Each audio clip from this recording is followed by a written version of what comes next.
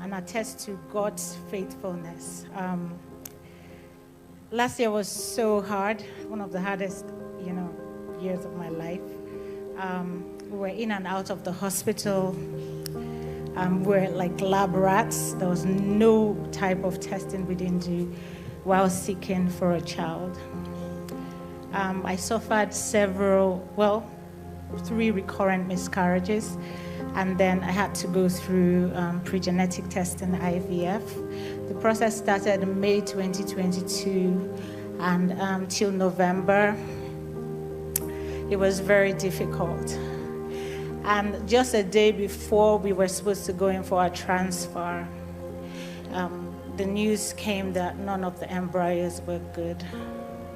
So all that was a waste of time, efforts. My hormones were all over the place. I almost slipped into depression, but God did not let me. After that process that we went through, and that we were not able to progress, I said to God, it's between me and you.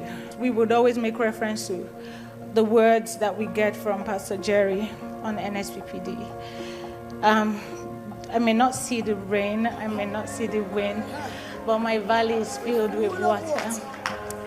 You may not see the wind, you may not see the rain, you may not have fallopian tubes, you may not have womb, you may have fibroid, but the baby will still enter.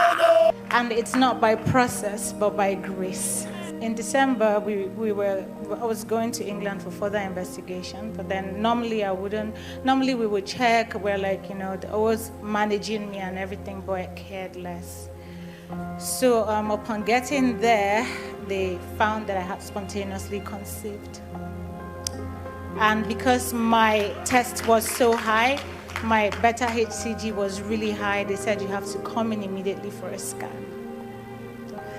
And while we were doing the scan, they saw a sac, and the doctor said, oh, that's a yolk sac. By the way, we never used to see beyond an empty sac. And he said, oh, and that's a fetal pole. And he was like, oh my God, we've got a heartbeat. I did not believe my eyes. And when that happened, I remember a testimony I saw on the NSPPD platform where an elderly woman also conceived. And she said, people said to her, your baby is not going to be normal. The devil has a way of lying to you. And because of the trajectory, you have that anxiety and fear. So I said to God, if you did it for this woman, Jesus, I will not let you go. I even stopped my belly one morning and I was praying. God answered everything. And even when Pastor Jerry said one day, the Lord has already gone ahead of you. The Lord said, I've gone ahead of you. I held on to it. And the rest is history. So today, with the evidence, put your hands together for Jesus. After 3 miscarriages, a failed IVF, look at that.